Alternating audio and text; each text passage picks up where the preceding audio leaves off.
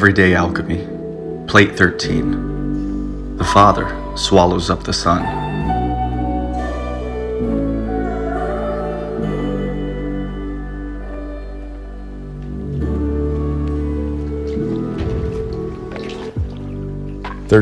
July 4:50 p.m. I'm sorry. I know that means little at this point, but I am. I tried. I think you would all agree that I tried. To be true. To be strong. To be kind. To love. To be right. But I wasn't. And I know you knew this in each of your ways. And I am sorry. All is lost here, except for soul and body. That is what's left of them. And a half-day's ration. It's inexcusable, really. I know that now. How it could have taken this long to admit that, I'm not sure, but it did. I fought till the end. I'm not sure what that is worth, but know that I did. I have always hoped for more for you all. I will miss you. I'm sorry.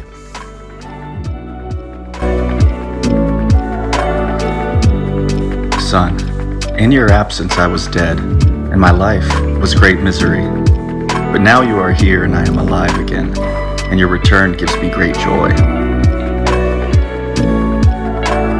But when he enters his father's house, the father takes him up in his arms and swallows him up in that same hour, devouring him with his own mouth. The great exertion makes the father sweat. The father swallows up the son. Soul, spirit, and matter are made one. Time is the father of matter. This plate is a representation of our spiritual trust fall into material existence. Saturn swallows the sun. As Lambspring explicitly stated, here is where our soul, our spirit, and body become one. The initial passage states that matter was dead without his spiritual son.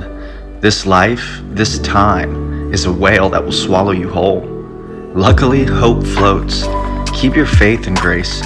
Your purpose is pointless without passion. It's all in the way we move.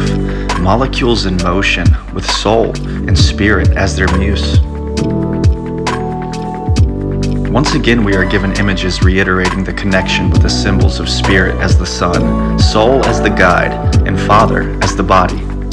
Now the three become one.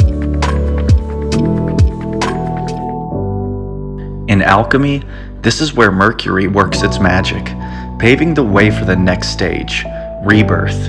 An appropriate allegory in contemporary philosophy would be your activation for ascension, prepped and ready for takeoff, leaving the level ground of the four dimensions.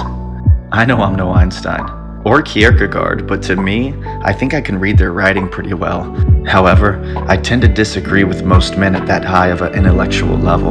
It seems our science has taken our spirituality down a side street, ripping the love for life out of philosophy. The three dimensions are analogous to body, spirit, and soul. The fourth, in physics and psychology, is the illusion of time, perspective, awareness.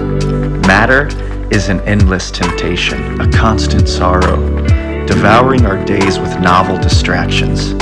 That's why the everyday alchemist is a traveler of space and time. This power is presence, paying attention only to the eternal now. There is no spiritual starting line, no secret sauce, no prima materia. There is only awareness, that infinite moment between observation and evaluation, action and reaction. The free space of free will.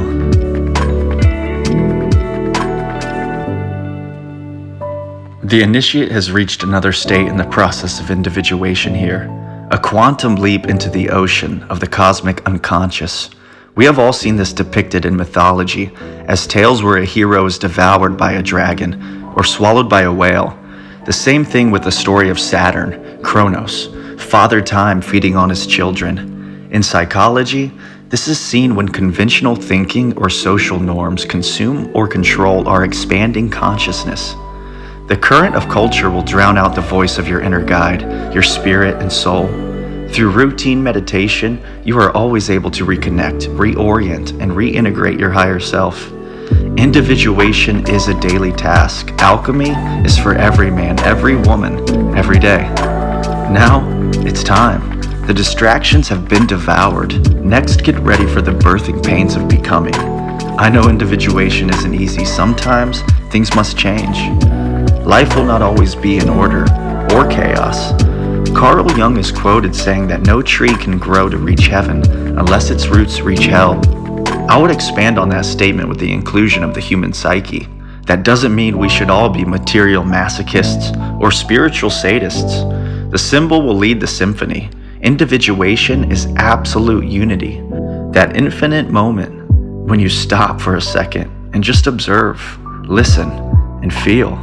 The essence of the ever-present true self, forever stuck in stasis, between here and there, past and future, light and dark, realizing the shadows are only cast in sunlight. The writing on the walls is always here.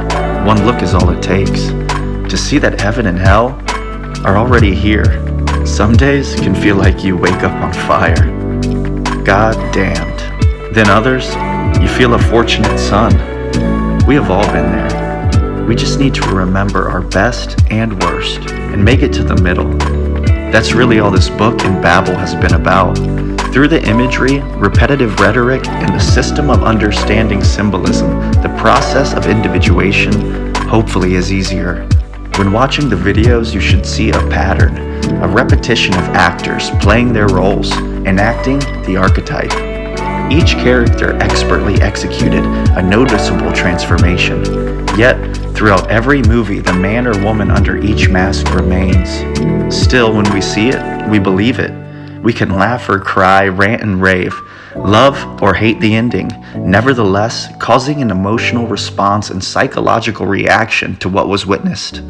The greatest books and songs ever written take a certain level of knowledge and awareness to appreciate and understand. Life is full of surprises and people even more. This play is the stage where we all need to surprise ourselves, diving back into chaos, back into being, into living our daily lives and not just looking for the quickest way out. There is no way out of awareness. Even death is just another door. There's nothing new under the sun, but even the sun eventually sets. The darkness of your subconscious harbors further self-discovery. Plato believed all knowledge is remembering. I think reality is too. I also believe fiction is more powerful than truth. The way we feel about things affects our psyche more than the facts surrounding them. None of us could ever sway a jury if we tried to present our case, our side of the past. What evidence could we produce to prove fact? Your therapist, psychiatrist, mental health counselor doesn't really care. Not about what was done in the days long gone. They only wish to trigger any diseased idea in your subconscious to be cured through integration into your awareness. That is the key to immortality, transmuting our five senses into the philosopher's stone, diving back into the depths of your darker side, changing the details of our dirty little secrets, turning lead into gold, making peace with the dragon, ultimately loving your individual fate. Alchemy, amor fati.